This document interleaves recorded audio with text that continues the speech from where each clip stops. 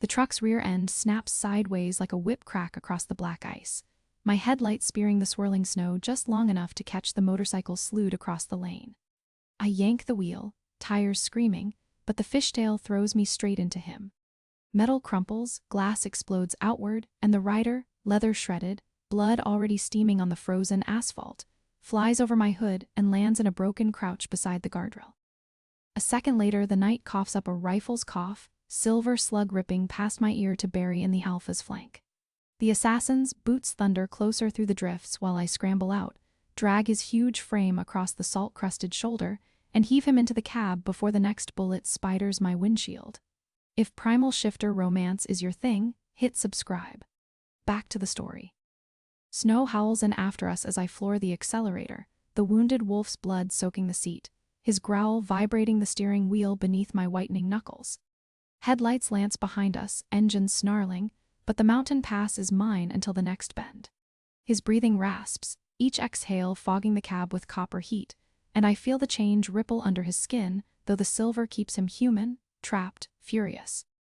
My pulse slams against my ribs, tries to match the rhythm of that growl, and I know, down in the marrow where instinct sings, I just chained my life to a stranger who could snap me in half when the moon rises. The tires finally bite gravel as the old logging road appears through the pines, my truck bucking like a frightened colt up the switchbacks. He stirs, fingers clamping around my wrist, eyes glowing ember bright in the dash lights. "Keep climbing," he snarls, voice shredded yet regal, the den's above the tree line. Snow thunders from the branches, smothering the truck, but the engine roars and we surge higher, away from the killers, toward the fortress carved into the mountain's bones. I don't ask his name, don't ask why silver was meant for his heart. I only drive because stopping means both our deaths. Stone gates rear from the blizzard, iron wolves snarling atop pillars glazed with ice.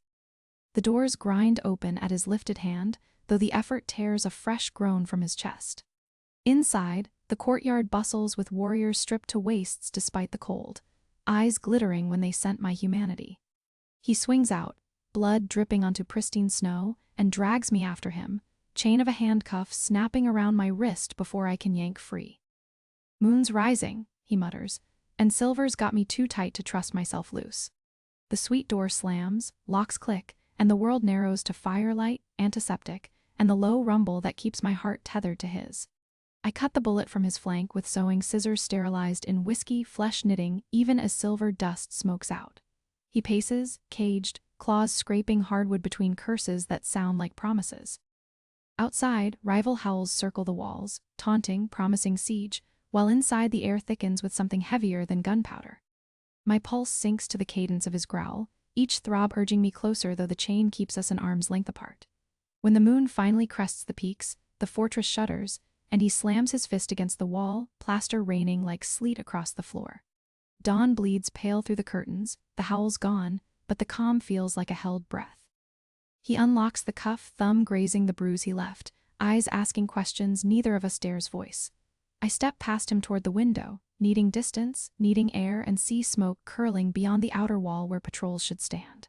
Sudden thunder rolls, not weather but dynamite, and the whole mountain seems to jump. "They breach the west wing," he snarls, already shoving boots on, already deciding my place is behind him. Stone corridors swarm with warriors, alarms howling, while he hauls me toward the hidden tunnels spiraling into the granite guts of the range. Torchlight flickers over wet stone as we descend, explosions echoing like distant drums. He moves swift despite last night's wound, shoulders brushing the walls, my hand locked in his because the dark here can swallow direction. Behind us, rival wolves pour into the passages, claws clacking, voices hungry. At a fork he pauses, breath steaming, then shoves me through a narrow service shaft, pulling the slab shut until only his eyes gleam through the narrowing slit. "Reach the river cave," he orders. "Follow the current until you smell cedar." The slab seals, cutting his growl, and I race alone through blackness while the mountain trembles above. I find the river, ice-cold water tugging at my boots, and stumble along the stony bank until torch glow blooms ahead. Voices echo, too many, not his, so I slip behind a boulder, heart hammering. The rival Alpha steps into view, tall, scarred, sniffing the damp air for my scent. He laughs low and curt, then signals his hunters to spread out. Water roars beside me, drowning my breath as I edge toward a narrow crack in the wall, maybe wide enough, maybe not. A hand clamps my shoulder, whirls me around, and Kale's there, eyes feral, finger pressed to my lips, blood streaking his temple like war paint. He pulls me into the crack, stones scraping my spine, chest crushed to his, both of us listening as footsteps splash past. His heart batters my ribs, or maybe that's mine, the rhythm indistinguishable. In the suffocating dark, he lowers his head, teeth grazing the curve where neck meets shoulder. A warning, a claim, a question. I feel the rumble building in his chest an instant before the world flips, stone slab slamming down under some triggered spring, sealing us tighter, pressing us so close breathing becomes shared. Then the torchlight dies, the mountain exhales dust, and everything goes silent except the frantic drum of blood in my ears. I wake to pitch black, head against his collarbone, his arms cinched around me like armor. Distant water drips, keeping time with the slow return of memory. I shift, feel the scrape of denim over his thighs, the tremor running through him when my breath skims his throat. Somewhere above, the pack war still rages, but here we hang suspended, two hearts hammering the same cadence. He murmurs my name, Lyra, like he's tasting the shape, and the sound detonates something warm and reckless beneath my sternum. When the wall finally grinds open, we crawl into torchlight, clothes dusted white, eyes adjusting to a world that feels shifted on its axis. We emerge miles downstream, dawn pooling silver across the valley, and hike to a hunter's cabin where he keeps caches of clothes, food, weapons. Inside, he tosses me a blanket, starts a fire, movements economical, saying nothing of the teeth that almost claimed me. On the rough-hewn table lies a scrolled parchment sealed with wax wolves. He ignores it, but I read the looping script upside down: betrothal treaty, tomorrow sunset. My stomach hollows. I step back, bump the chair, and the scroll tumbles to the floor, wax cracking like a gunshot.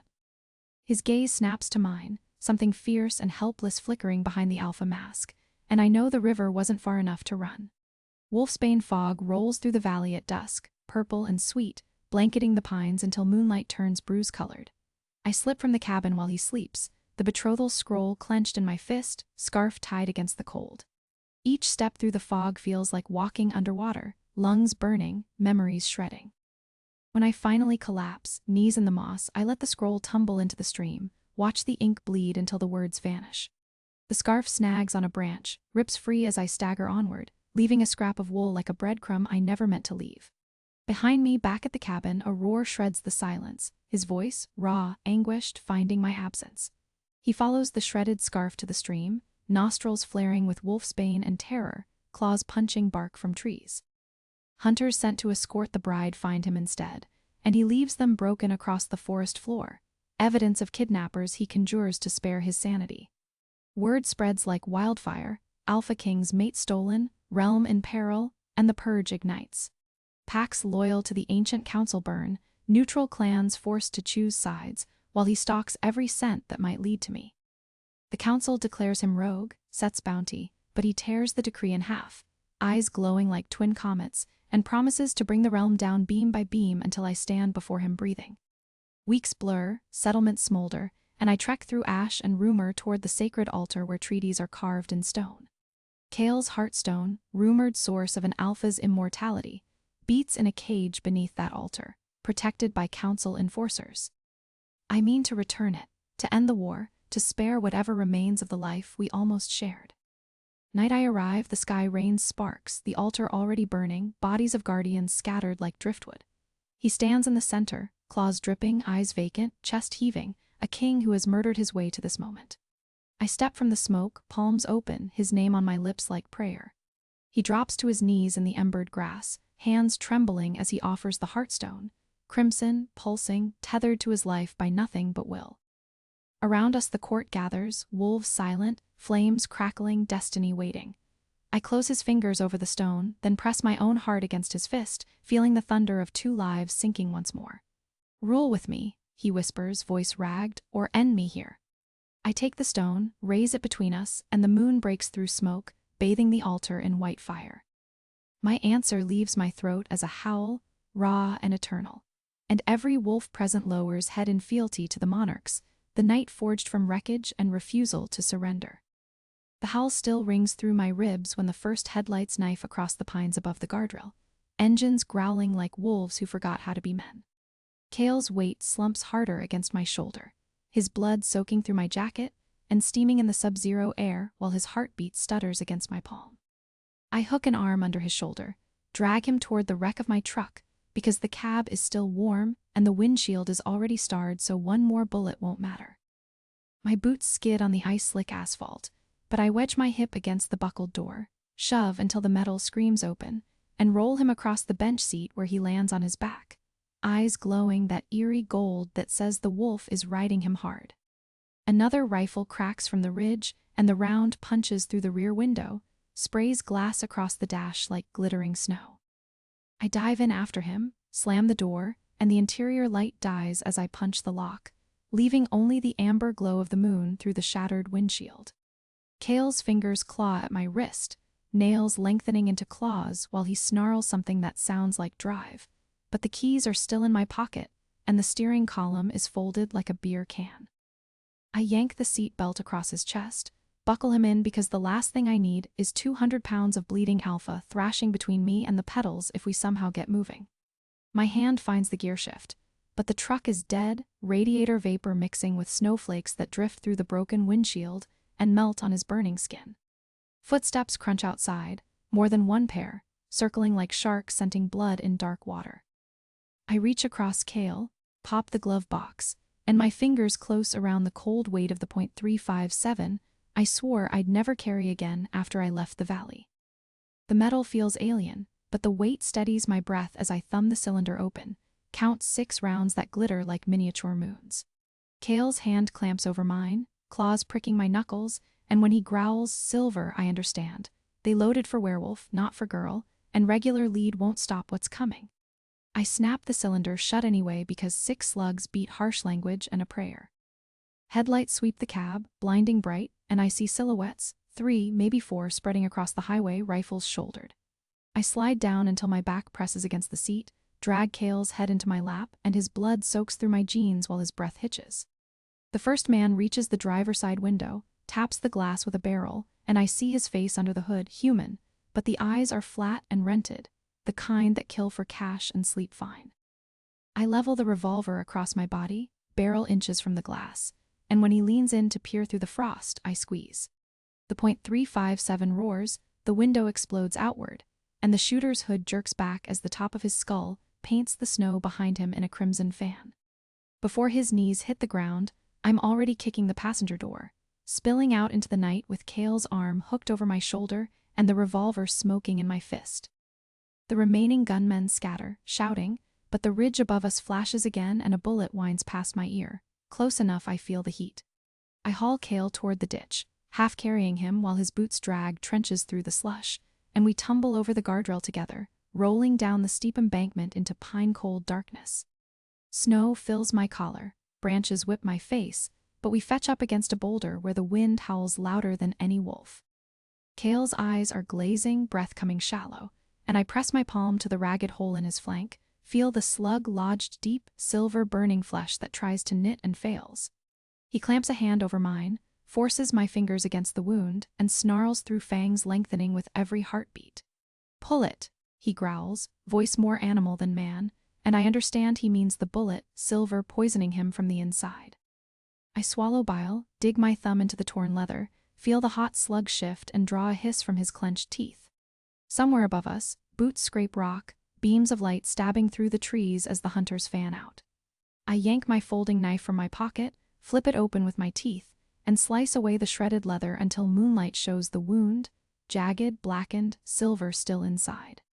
Cale's claws dig into my forearm, anchoring me while I brace the heel of my hand above the hole, press until blood wells thick and dark around the metal. He throws his head back, fangs bared to the moon, and the sound he makes is half scream, half howl that rattles snow from the branches. I grip the exposed base of the slug with my fingernails, feel the slick silver burn and pull. The bullet comes free with a wet pop, taking a plug of cooked meat with it, and Cale's body convulses, spine arching against the boulder. Blood steams in the cold, but the edges of the wound already crawl, skin knitting slow, and sure now the silver's gone. I press my bare palm over the hole, feel his heart hammer against my hand, and for a moment the whole forest holds its breath. Then his eyes snap open, gold blazing so bright it throws shadows across the snow, and the growl that rolls out of his chest is pure alpha command. Above us, the hunters pause, uncertainty rippling through their line like wind across wheat. Kale shoves to his feet, shoulders rolling as bones shift beneath skin, and when he lifts his face to the moon, the change roars through him like wildfire. I watch fur ripple across skin, muscle swell until denim splits along seams, and in seconds a wolf the size of a mountain lion stands where the man bled. He towers over me, hackles raised, muzzle wrinkled around ivory that could crush femurs like chalk. I smell his blood, hot metal and pine sap, feel the heat pouring off his body as steam in the frigid air. The hunters shout, rifles swing down, but Kale launches up the slope, claws carving trenches through snow and stone. Gunfire erupts, muzzle flashes strobing the trees, but the wolf moves faster than any bullet, a blur of silver-tipped fur and death. I scramble after him, revolver up, and see the first hunter try to bayonet the charging beast. Stupid mistake. Kale hits him chest high, jaws closing on throat, and the man's scream ends in a wet ripping sound that spatters the pines with red. Another swings his rifle like a club, catches Kale across the ribs, but the wolf spins, tail lashing, and tears the man's arm off at the shoulder. I fire twice more, dropping a shooter who tries to flank, and the remaining two break, sprinting back toward the highway. Kale lets them run 10 yards, then lunges, bringing the slower one down with a single leap that drives the man face first into a stump. Bone cracks loud as a rifle shot, and the last hunter throws his weapon, begging, but the wolf drags him down, shakes once, and the forest goes silent except for the wind and my own ragged breathing. Kale stands over the bodies, sides heaving, blood dripping from his muzzle to stain the snow like spilled ink. I approach slow, hand out, and when I touch the coarse fur along his spine he shudders, then shrinks, bones folding inward until the man kneels naked in the snow, steam rising from his skin. Blood still seeps from the newly closed wound in his flank, but his eyes are clear, human, locked on mine with something too raw to name. Snowflakes settle on his shoulders, melt against fevered skin, and when he reaches for me I go, sliding my arms around him while his heart hammers against my ribs like it wants inside. We stay like that, kneeling in the carnage, until sirens wail distant down the valley road. Someone heard the gunfire, but mountain echoes are tricky and the storm will cover tracks. I help him stand, gather what clothes I can salvage from the shredded leather, and we start walking up the far side of the ridge, leaving the highway and the wreck and the dead behind us under the watching moon. The ridge climbs steep through wind-crusted snow, every step punching through the brittle shell to softer drifts that swallow our ankles, while Kale's weight drags across my shoulders like iron chain. His breath comes ragged, each exhale a white plume that freezes against my neck, and I feel the tremor in his legs when another howl lifts behind us, closer now, threading the pines with hunger. I hook my arm tighter around his waist, fingers slipping on the blood that keeps seeping through the makeshift pad I press to the bullet wound, and we keep moving because stopping means dying under this moon. The crest finally levels onto a service road carved by loggers decades ago, ruts glazed to glass, and 50 yards ahead the dark bulk of a hunting cabin squats against the tree line, windows shuttered, chimney cold. Kale's knees buckle as we reach the door, but his hand shoots out and clamps the frame, claws scoring the weathered wood while he forces the shift back enough to speak. "Key, left rafter," he rasps, the words scraping out through fangs barely receded, and I stretch up, fingers brushing splinters until they close over cold metal. Inside, the air hangs thick with cedar smoke and pine tar, a single room fortified like a bunker, steel shutters, iron bars, a cot bolted to the floor, and a heavy ring set in the wall that makes my stomach knot when I understand its purpose. I lower him onto the mattress, peel away the shredded leather and denim stuck to his flank, revealing the torn flesh already knitting in fevered seams under the silver's burn. He catches my wrist before I reach for water, eyes glowing molten gold, growl vibrating through the small space. "Lock it, Bar." Then the cuff, he orders, nodding toward the iron ring and the steel bracelet attached by a short length of chain, and my pulse stutters because I realize he means to leash himself, to protect me from what the moon will drag out of him.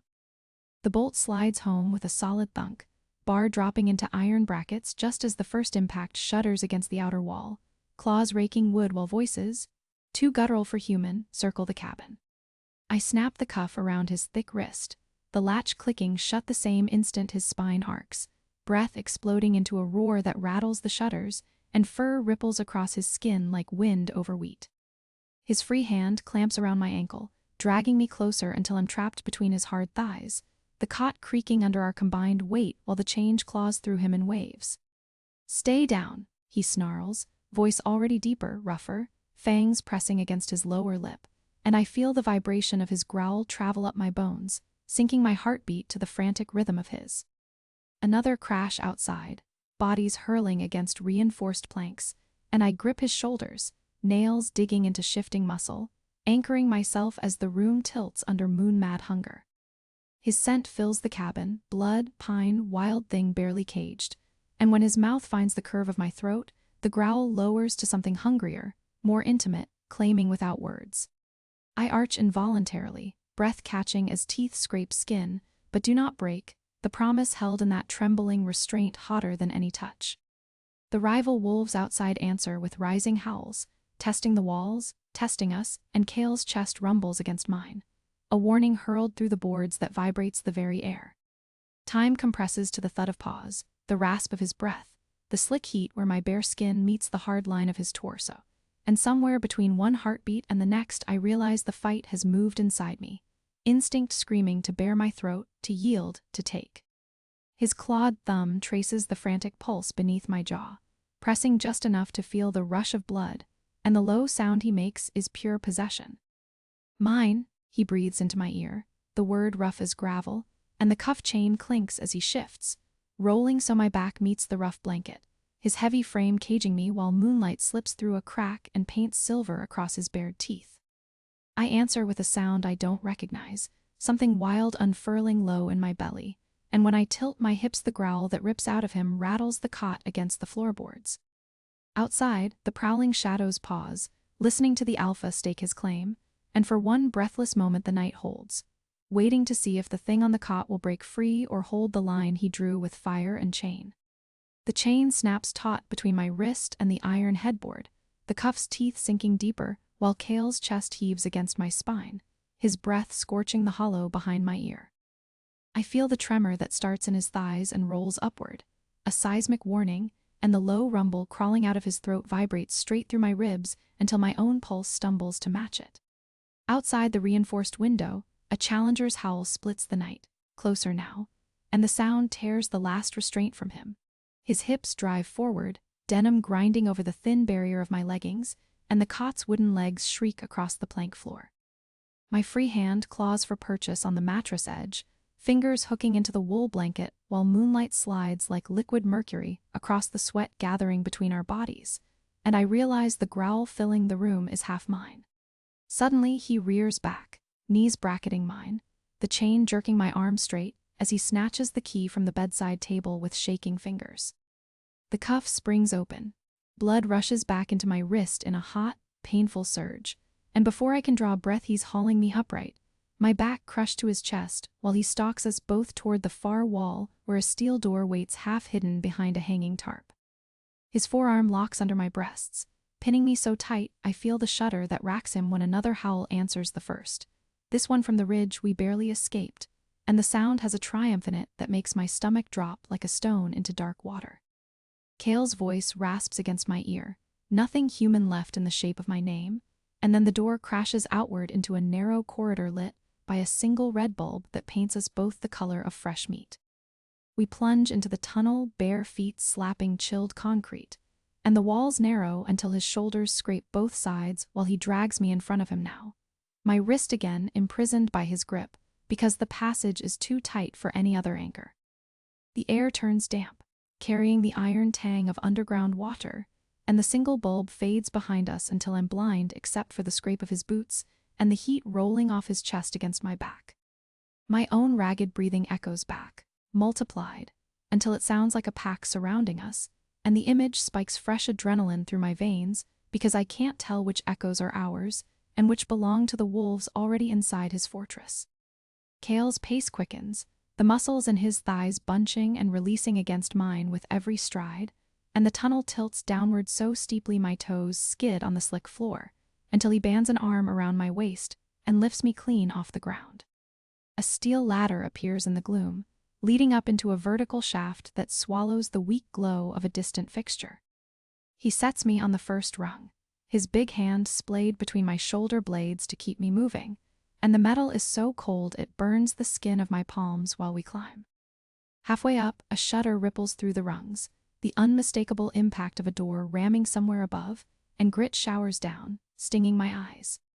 Kale's growl turns razor-sharp, spurring me faster, and when we spill out into a cavernous garage lit by flickering fluorescents, the first thing I see is the black SUV with its driver door already hanging open, engine rumbling like a caged animal. He bundles me across the seat, slams my door, and vaults in after me, the gearshift grinding into reverse before my back meets the leather.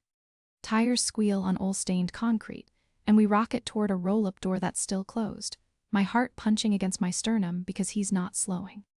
At the last second, the door judders upward, revealing a night sky shredded by searchlights and the silhouettes of 3 wolves lunging straight for the hood.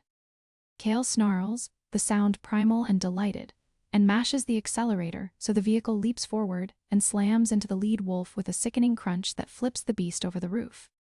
The SUV bucks but doesn't slow, tires spitting gravel, while we careen down a rutted logging road that threads between sheer rock faces, headlights carving frantic arcs across the pine trunks. In the rearview mirror, I watch the fallen wolf stagger to its feet, shake off broken bones like rain, and vanish into the darkness after us with a furious howl that lifts the hair on my nape. Wind howls through a cracked window, carrying the scent of pine sap and Kale's blood, and I realize the bandage I tied at his thigh is soaked through, dripping onto the mat beneath his boot. My hand goes to the pressure point above the wound, fingers pressing hard enough to hurt, and he hisses but doesn't shove me off, only shoots me a look that glows sulfur bright in the dashboard lights. The speedometer climbs past 90, the steering wheel shivering under his whitening knuckles, and when we hit a straight stretch he jerks open the console, pulls out a battered satellite phone, and slams it into my lap. His voice comes out gravel rough, ordering me to dial a number he rattles off while he wrestles the SUV around a hairpin turn that sends my shoulder into the door panel. I punch the digits, static crackles, then a woman's curt answer that makes his shoulders loosen one fraction. He barks coordinates, something about a fallback den and medical supplies, and snaps the phone shut before I can hear more. Behind us, headlights burst from the trees, 2 sets weaving like hunting hounds through the underbrush, gaining ground with every heartbeat. Kale curses, the sound low and vicious, and yanks the wheel hard left so the SUV plunges off the road and barrels down a slope littered with slash piles and frost-split boulders. Branches whip the windshield, the chassis bottoming out with bone-jarring thuds, and my teeth clack together so hard I taste copper. He downshifts, engine snarling, and we burst into a frozen creek bed that stretches like a silver scar through the forest, the moon hanging huge and low above the opposite ridge. Ice explodes under the tires, shards ricocheting into the wheel wells, and the pursuing headlights vanish behind a curtain of spruce, only to reappear higher up the slope, cutting across our path with predatory patience. Kale's chest pumps like bellows, each breath a rasp that tells me the blood loss is catching up, and when I press harder on the wound his snarl snaps into a word, one cracked syllable that might be my name or might be surrender. I slide across the console, thighs straddling the gearshift, and wedge my shoulder under his arm to take some of his weight while he drives one-handed.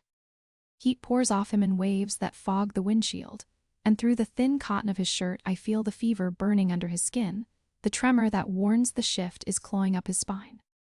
My palm finds the hollow beneath his sternum, fingers splayed over the frantic thunder of his heart, and I push calm into the rhythm the way my mother once quieted horses. Slow circles, steady pressure, counting breaths until the growl thins to a thread. The creek bed climbs toward a rockslide chute that funnels us onto an old logging landing where a rusted skidder sits like a broken beast beneath the moon. Kale kills the headlights, lets momentum carry us into the machine's shadow, and cuts the engine so suddenly the silence slams against my eardrums. He slumps forward, forehead resting on the steering wheel, breath ragged, and for one heartbeat I think he's lost consciousness until his hand snakes out and clamps around my wrist with bruising force. Overhead, clouds shred across the moon, revealing the ridge crest where 3 wolves pace against the starlight, noses lifted to taste the wind that carries our scent straight to them. Kale lifts his head, eyes gleaming fever bright, and when he speaks the words scrape out like gravel soaked in whiskey, telling me we have one chance. Reach the skitter cab before they circle, because the only thing keeping those wolves from tearing us apart is the uncertainty of which of us bleeds alpha. The ridge explodes beneath us, a concussion that punches the air from my lungs and flings Kale forward into my arms as the ground buckles, trees snapping like dry bones overhead. We tumble together down the slope, snow churning into blinding white, his body heavy and burning against mine where the silver bullet still poisons his blood. My back slams against stone and I taste iron, but Kale's already moving, fingers clawing at the cliff face as he drags me sideways into a crack I never saw. A seam in the granite that swallows us whole just as the second blast rips the night apart behind. The tunnel smells of wet earth and old smoke, narrow enough that our shoulders scrape both walls while the roar outside fades into muffled thunder, and Kale's breath comes in ragged snarls that vibrate through the handcuffs still linking our wrists. He pulls me deeper, boots sliding on loose shale, until the darkness thickens and the passage forks without warning, left yawning into black, right narrowing to a crawl space barely wider than my hips. I start left because the air feels less dead there, but Kale jerks me right, his voice a rasp against my ear, saying the left shaft drops straight into the old copper mine where the rival pack dumps bones of trespassers. And I don't argue because his grip is iron and the cuff teeth bite my skin with every stumble. We squeeze through the crawl space on our bellies, stone scraping my ribs raw, until the ceiling lifts and we can run again, the tunnel sloping downward so steeply my thighs scream, water dripping somewhere far below. Behind us, the wolves' howls echo closer, multiplied by the stone throat that carries their hunting cry straight to our backs, and I feel Kale's pulse hammering against the chain between us, faster than human, hotter than fever. The floor suddenly gives way to crumbling stairs, each step half, rotted timber that cracks under our weight, and we half fall, half slide into a cavern where rusted mining carts lie on their sides like dead beasts. Kale staggers, shoulder hitting a support beam, and the whole ceiling shudders, dust raining into his hair while he snarls a warning that the supports were weakened by the blast, and the rival pack knew exactly where to plant charges to bring the mountain down on anyone hiding inside. I haul him onward, ducking under sagging beams that groan overhead, until we reach a slab of dressed stone set into the wall, carved with the old pack sigil that marks emergency refuge, and I press my palm against the groove until the slab grinds sideways on hidden rollers. The refuge beyond is a pocket no bigger than a closet, barely enough for two bodies, and as we lurch inside, the slab starts sliding shut again, triggered by our weight on the floor plate. Kale's knee buckles, silver fire eating through his veins, and he collapses against me, chest heaving, the chain snapping taut between our wrists and pinning my hand against his heart where the beat is wild and getting worse. The slab seals with a thud that cuts the howls to distant memory, and in the sudden hush I hear only our breathing, harsh and synchronized, while the darkness becomes absolute. Then the floor tilts, a mechanism older than both of us engaging, and the entire refuge drops like a stone down a vertical shaft, iron guides screaming against stone, until the descent jerks to a stop that drives my shoulder into Kale's collarbone and snaps my teeth against his neck. He growls, low and involuntary, the sound vibrating through my bones as the refuge door slides open into a tunnel lit by phosphorescent moss, air warm and thick with the scent of hot springs somewhere ahead. We stumble out, knees unsteady, and the door seals behind us with a finality that feels like a coffin lid, leaving only one way forward, deeper beneath the mountain, toward the old escape route that spits out miles south of pack territory. Kale leans heavier, sweat soaking his shirt, and when I shift to take his weight, the cuff twists, metal grinding against bone, forcing us chest to chest in the narrow passage. His forehead drops to mine, breath scorching my lips, and for a heartbeat the only sound is the silver working deeper, his heartbeat slowing under its weight. I taste panic, sharp and metallic, because if the poison reaches his heart before moonrise, he'll shift inside these stone arteries, and the beast will tear us both apart in a space too small to run. I push forward, dragging him with me, until the tunnel widens into a natural cavern where a hot spring steers a slow river across the floor, the water glowing faintly with minerals and heat. The far wall is a slab of granite balanced on a pivot, an ancient gate that requires two hands to turn the locking wheel, but our chained wrists allow only awkward angles, and when we grip the wheel together our arms tangle, my back pressed to his front, his chin over my shoulder, breath ragged against my mark. Stone grinds, slab shifts, and the gate swings inward just enough for us to squeeze through sideways, bodies sliding, shirts plastered to skin by rising steam. On the other side the passage splits again, but this time both paths look identical, both sloping downward into darkness that smells of deep earth and old bones, and Cale's knees buckle completely, dragging me down with him until we kneel face to face on cold stone, the chain slack between us. His eyes flicker gold, beast surfacing through pain, and when he speaks the words come out half-growl, telling me to pick because the left path floods in spring and will drown, but the right path drops into the old wolfsbane fields and the air will burn my human lungs. I choose right because drowning is slower than poison, and we crawl, shoulder to shoulder, until the air turns bitter, the walls sweating dark sap that reeks of wolfsbane resin. My skin prickles, throat closing, but Cale's wolf stirs stronger, pushing him upright, the silver suddenly less important than the ancient herb calling his blood to battle. He snarls, dragging me faster, until the passage dead ends at another slab, this one cracked through the middle, a hairline fissure glowing faintly on the other side with the promise of open sky. We push together, shoulders under the stone, and the slab shifts, grinding, until the crack widens enough for moonlight to spear through and paint the dust in silver. Cale throws his weight forward, muscles locking, and the slab tilts, pivoting, but the mechanism is old and the pivot pin snaps, sending the massive stone crashing down behind us and sealing the tunnel forever. We're left in a narrow chimney of rock, moonlight filtering from far above, the walls too smooth to climb, the only exit a crawl space barely wider than my chest that angles upward toward the scent of pine and freedom. Cale drops to hands and knees, dragging me after him, but the silver finally reaches his heart and his back arches. A spasm that slams him against me, teeth grazing my mark as he convulses, the cuff grinding bone against bone. I taste blood, his or mine I can't tell, and then the world tilts, stone spins, and everything goes black as his weight collapses across my body, the sound of distant wolves echoing somewhere far above while the mountain holds its breath around us. The blackness fractures along a seam of cold, water seeping through granite to pool beneath my cheek, while Cale's weight pins me like a fallen beam. I drag air through the copper taste coating my throat, my ribs protesting as I shift beneath him, the cuff still binding our wrists and grinding the small bones together. Somewhere beyond the slab that sealed us in, the mountain keeps rumbling, aftershocks of the blast that brought the ridge down on our heads. I can't tell minutes from hours, only that the silver poison in Cale's blood is burning him alive and the wolf is clawing to get out, each fevered breath he exhales scorching the skin along my collar. His pulse hammers against my breastbone, too fast, too strong, the rhythm of a creature tearing itself apart from the inside.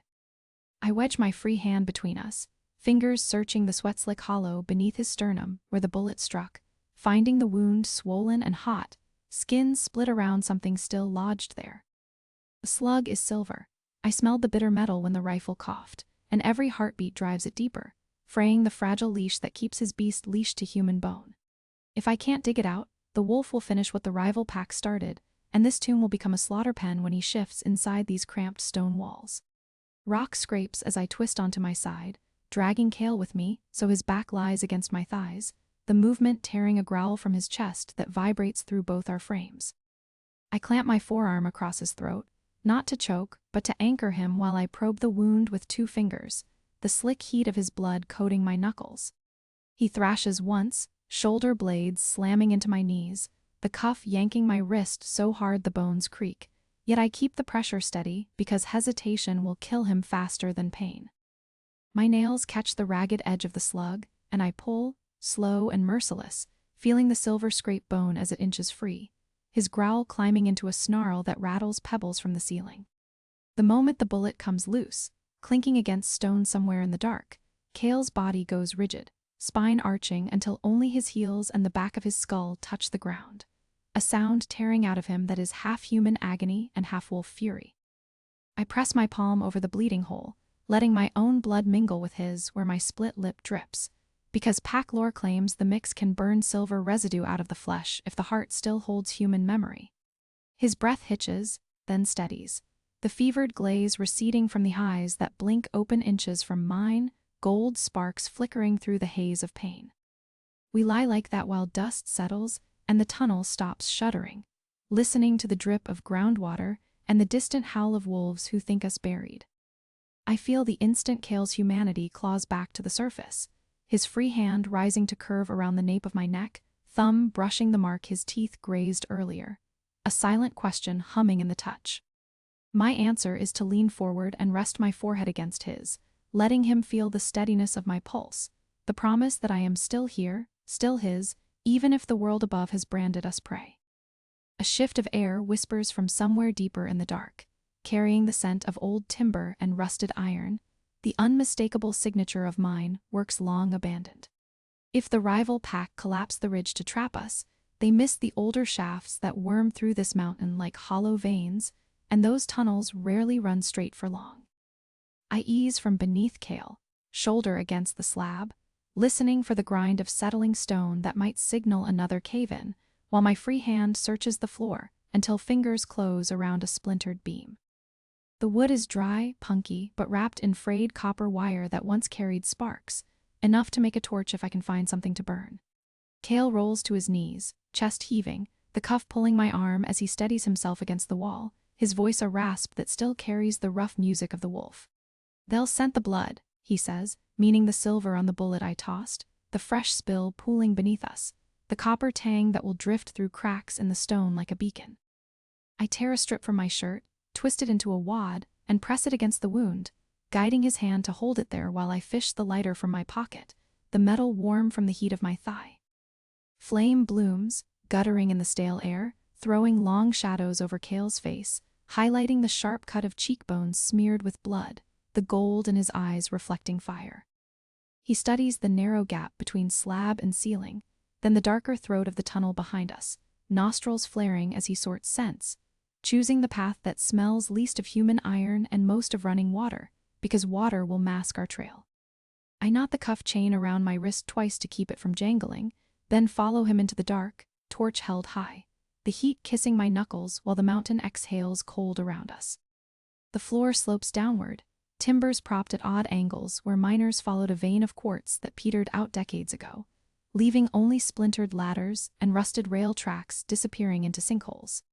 We pick our way past a rotted cart, Kale's free hand brushing my hip to guide me around a gap where the boards have given way to a black chasm, the gesture casual yet branding heat through denim.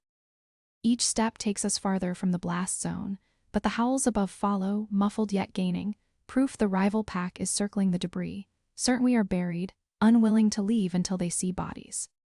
Water appears, first a seep, then a trickle, then a knee-deep torrent that fills the shaft and forces us to edge along a lip barely wider than my boot.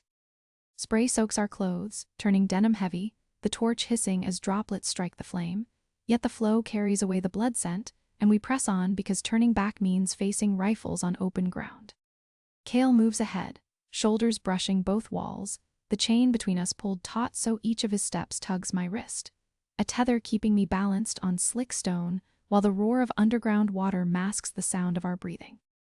The tunnel opens into a cavern where the river dives into a dark throat, the only way forward a rusted catwalk bolted to the wall and half gone, its remaining planks sagging under their own weight.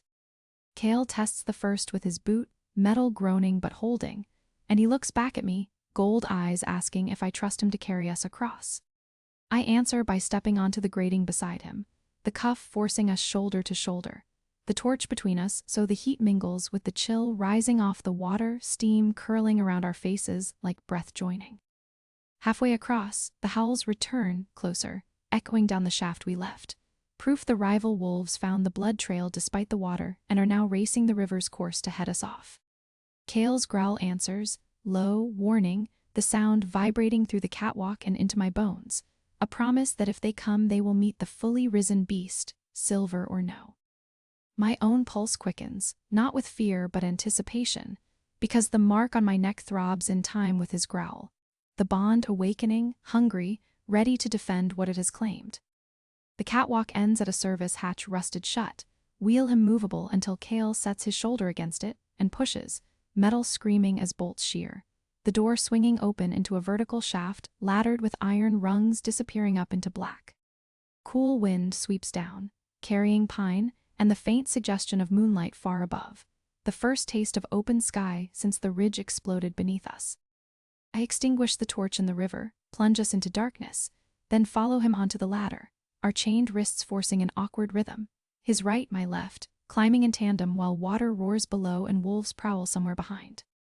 Rungs vibrate with each upward reach, rust flaking beneath my palms, the metal cold enough to burn, yet the higher we climb the cleaner the air becomes, until I taste snow on the wind and feel the vastness of night above pressing down like a held breath.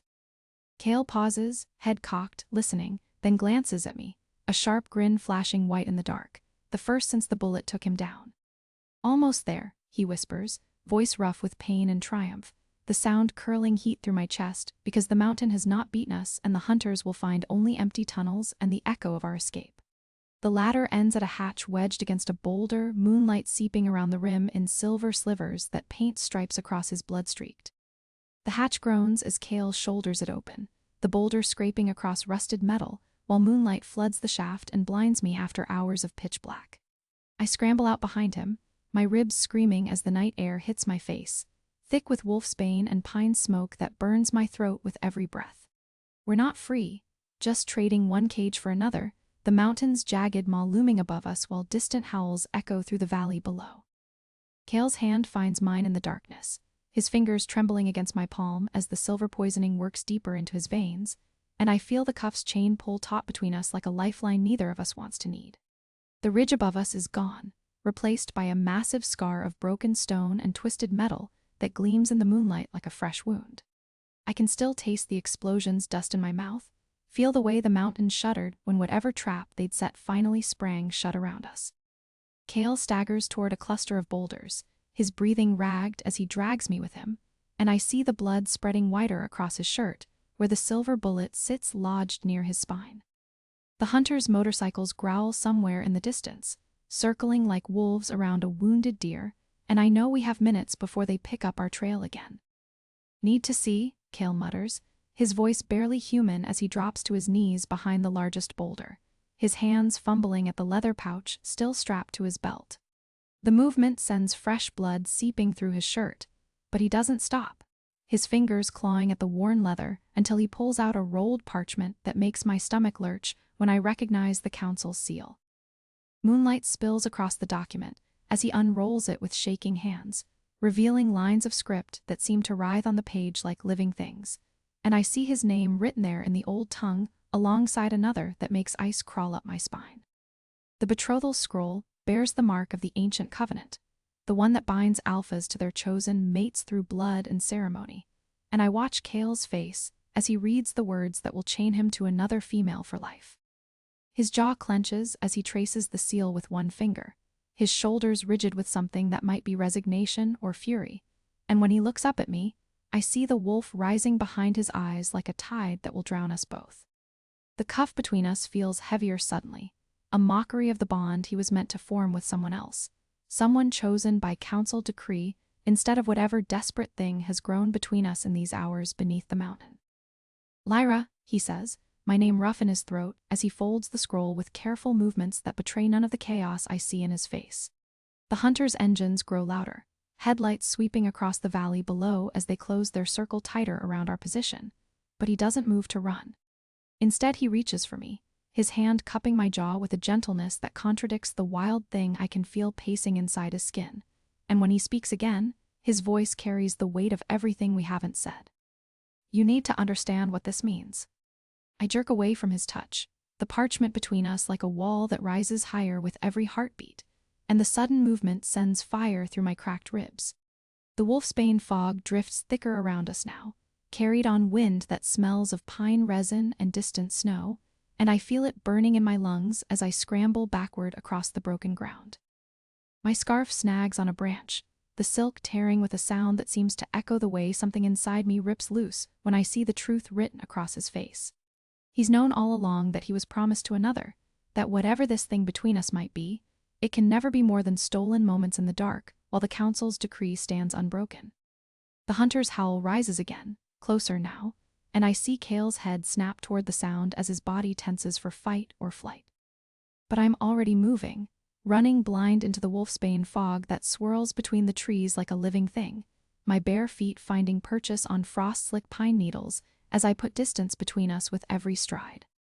The cuff's chain drags behind me, the other ring still locked around his wrist, and I hear him curse as the length pulls taut and jerks him forward.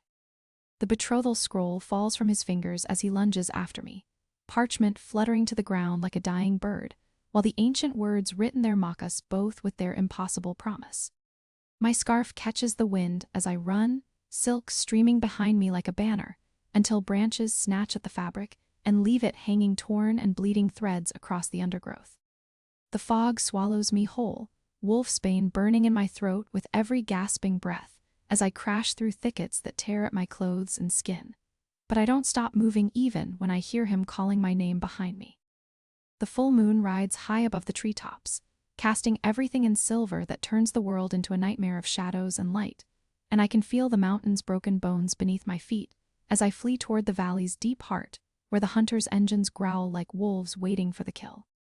Kale's footsteps pound behind me, closing the distance despite the silver burning in his blood, and I feel the cuff's chain jerk hard against my wrist as he gains ground with every stride. But I don't look back, can't look back at the truth written in the council's script across that parchment. Can't face the way his eyes held mine when he realized I understood what the scroll meant for us both. The wolfsbane grows thicker, rising from the valley floor in waves that blur my vision and make my head spin as I stumble down the slope toward the hunter's waiting circle, toward anything that will put space between his betrothed and me. My scarf hangs torn on the branches behind us, a trail of silk that marks our passage through the fog, while the mountain's shadow stretches long fingers across the valley, and the full moon climbs higher, inevitable and silent above the chaos we've become. The slope drops away beneath my boots faster than my concussed brain can track each jarring step, sending white-hot spikes through my cracked ribs, while the wolfsbane fog thickens until I can taste the bitter pollen coating my tongue. My torn scarf catches on another branch, silk ripping free to flutter behind me like a surrender flag as I stumble into the clearing where 5 mounted figures sit motionless atop their massive horses, moonlight glinting off silver rifle barrels cradled across their saddles. The central rider swings down with fluid grace, his leather duster settling around his calves while he advances through the knee-high grass, and I recognize the distinctive scar bisecting his left cheek. Marcus, the council's chief tracker, the man who taught Kale to hunt before my mate's beast became too wild to leash. My knees buckle as much from relief as exhaustion, because these aren't the rogue hunters who have been stalking us through the mountain passes, and Marcus will know how to find Kale before the silver poisoning turns him completely feral. The tracker reaches me in 3 long strides, his weathered hands catching my shoulders before I collapse completely, and his nostrils flare as he scents the air around me, reading the story written in my blood and Kale's mingled pheromones. His grip tightens when he feels the silver cuff still locked around my wrist, the chain dangling where it snapped near the connector, and his eyes narrow with understanding that cuts deeper than any blade. Behind him, the other riders fan out in a defensive formation, their trained gazes scanning the tree line while their horses stamp restlessly, catching the scent of predator on the wind that carries Kale's howl from somewhere up the mountain. Marcus pulls a canteen from his belt, pressing it to my lips with gentle insistence, and the cool water washes away the metallic taste of fear that's been coating my mouth since I watched Kale's eyes shift from gold to burning amber. His voice rumbles low, asking questions I can barely process through the ringing in my ears, something about the betrothal scroll, and why I ran when I should have trusted Kale to explain the ancient contract that binds him to another female. My laugh comes out cracked and bitter, because trust feels like a luxury when you're shackled to a man who's fighting not to tear out your throat, when the council's politics demand he mate with a pureblood while his beast has already chosen me as his true mate. Marcus's expression shifts into something approaching sympathy, though his grip remains firm as he helps me toward his horse, explaining that Kale's awakening triggered every alarm in the territory, that the council declared him rogue when they found evidence of my supposed kidnapping.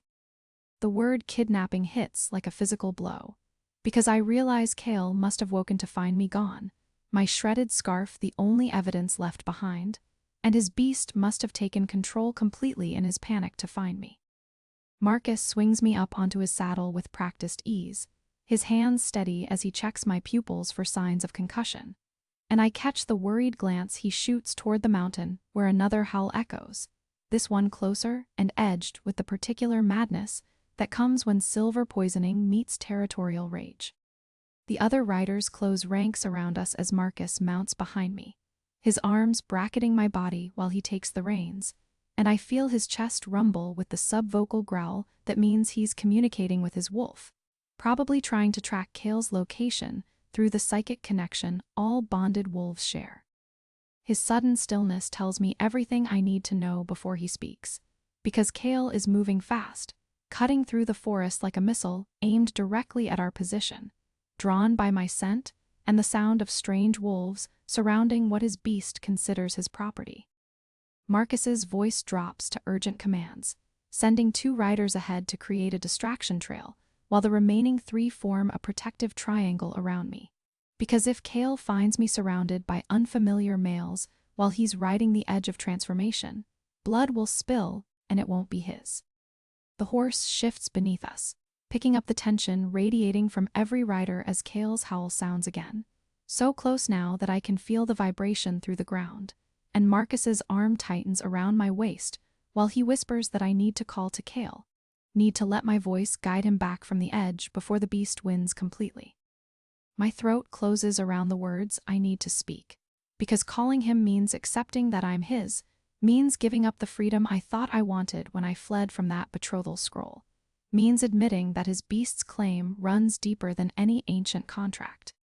The fog swirls thicker as the moon climbs higher, and somewhere in that white blindness, Kale's footsteps crunch against frost-hardened leaves while his breathing comes in ragged pants that sound more wolf than man, more predator than the male who held me through the darkness of our collapsed prison. Marcus presses his lips to my ear, his voice steady as he tells me that Kale's fighting the silver with everything he has, fighting to reach me before the poison wins, and if I want to save him, I need to choose him completely, contract be damned. The choice crystallizes in my chest like ice forming around my heart, because I can feel Kale's desperation through whatever bond connects us, can taste his anguish at thinking I'd been taken from him, and I realize the betrothal scroll doesn't matter anymore, that his beast chose me despite politics and bloodlines and every reason not to. My voice breaks on his name when I finally call out, the sound carrying across the clearing and into the trees where his footsteps falter, then resume with renewed urgency, and Marcus's chest vibrates with approval while the other riders ready their weapons against the possibility that Kale's beast might not recognize friend from foe in his current state. The fog parts like a curtain, revealing Kale emerging from the treeline, his shirt shredded and hanging in strips that reveal the silver scoring across his ribs, his eyes glowing amber fire that fixes on me with single-minded focus, while blood drips from claw marks that suggest he's already fought something in the darkness. Marcus's grip shifts to my hip, ready to throw me clear if Kale attacks, but I feel the exact moment when Kale's human mind surfaces through the beast, when recognition flickers across his features and his knees buckle with relief that nearly matches my own. The clearing erupts into chaos as Kale's beast tears through the mounted riders, his claws ripping through steel like paper while I stumble backward against the granite outcrop. The mastiffs snarl and lunge, but Kale moves faster than anything I've ever seen, his massive form blurring between the mounted warriors as blood sprays across the frost-covered ground. One rider manages to level his spear, the silver tip gleaming in the moonlight, but Kale catches the shaft mid-thrust and snaps it clean before driving the broken end through the man's chest plate. The remaining 3 scatter, their mounts wheeling in panic as they realize they're facing something far more dangerous than a simple escaped prisoner. When the last rider falls, his body hitting the frozen earth with a wet thud, Kale turns toward me, and I see the full extent of his transformation. His chest heaves with each breath, steam rising from his skin in the cold air, while his eyes burn with that same amber fire that first drew me to him in the darkness. Blood mats his fur, but I can't tell how much belongs to him and how much to the men he's just slaughtered.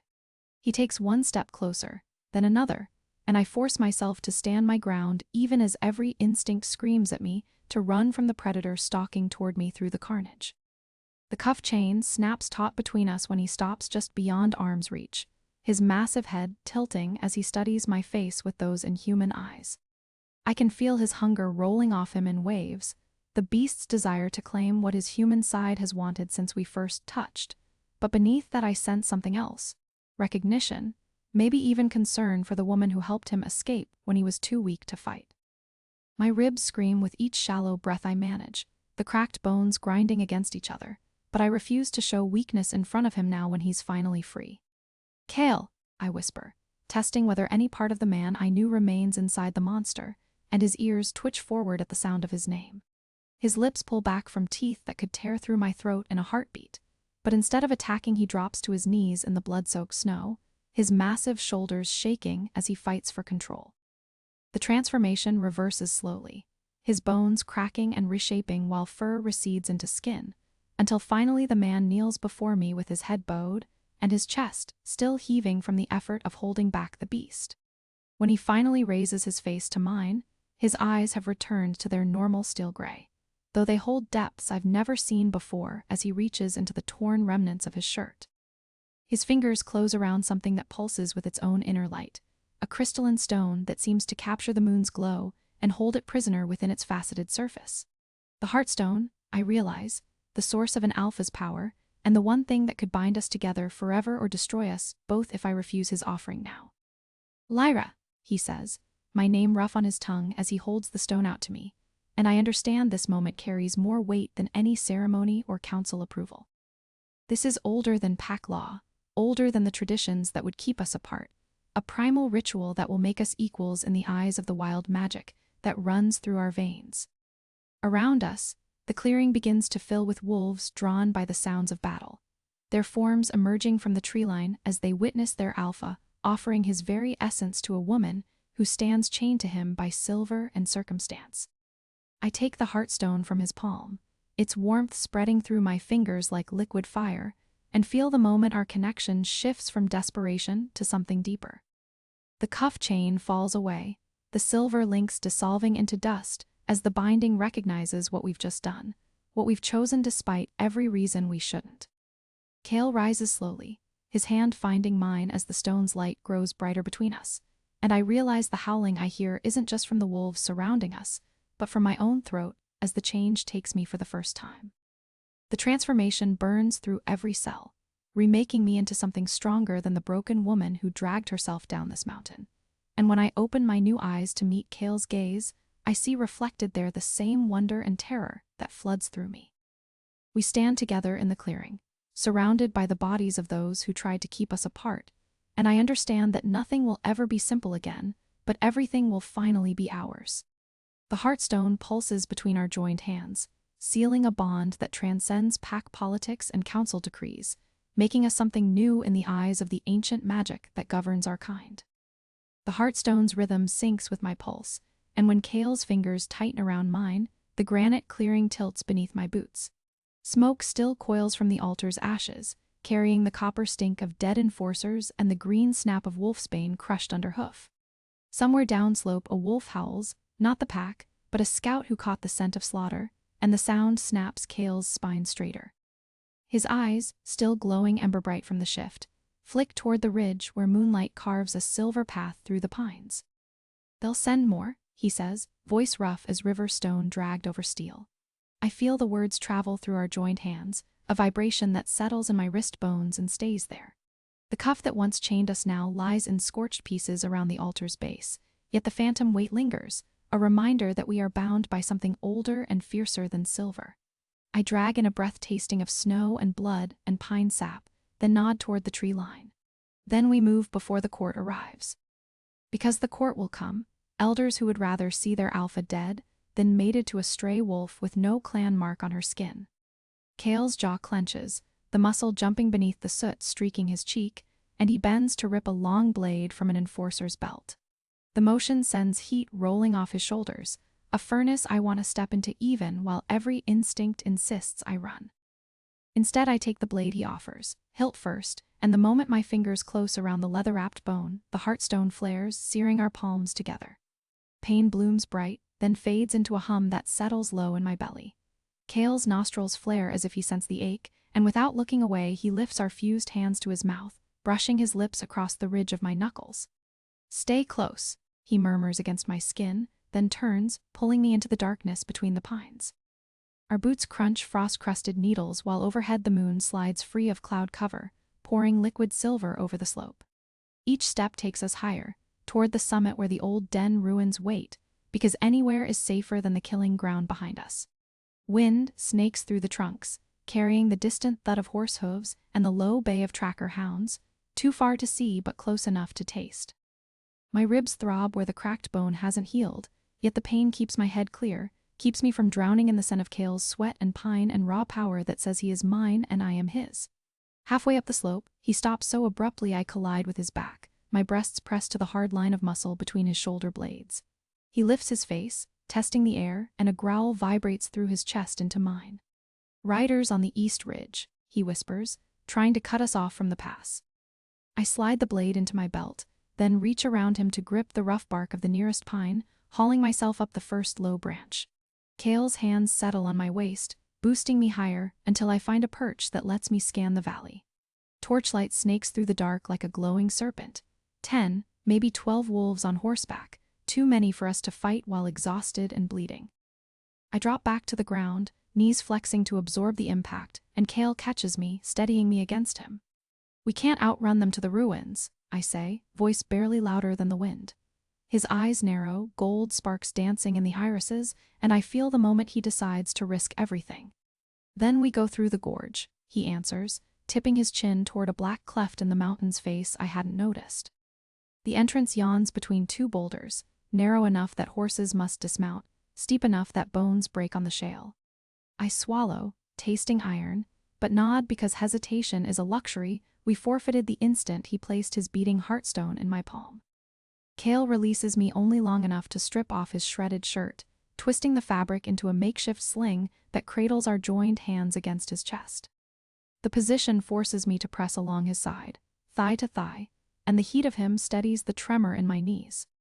Together we slip into the gorge, darkness swallowing us whole. The walls close until shoulders scrape stone, until moonlight becomes a memory, until the only sounds are our breathing and the scrape of claws, his claws on rock as he half-shifts to see in the black. The scent of water rises, cold and ancient, and then the ground vanishes.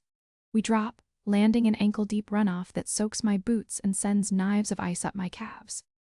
Behind us, torches flicker at the gorge mouth, voices echoing off stone, but the riders hesitate, unwilling to enter the narrow throat where advantage of numbers disappears. Kale's lips curve in a feral smile I feel rather than see, and he tugs me forward into the underground river that carved this wound through the mountain centuries before our births. We splash downstream, rounding a bend that swallows the torchlight, and suddenly the darkness is absolute. I tighten my grip on his hand, trusting the bond thrumming between us to keep me from drowning in fear. Water climbs to our knees, then waists, current tugging at my clothes, and I realize the gorge is flooding as snowmelt feeds it from above. Cold steals breath, steals though,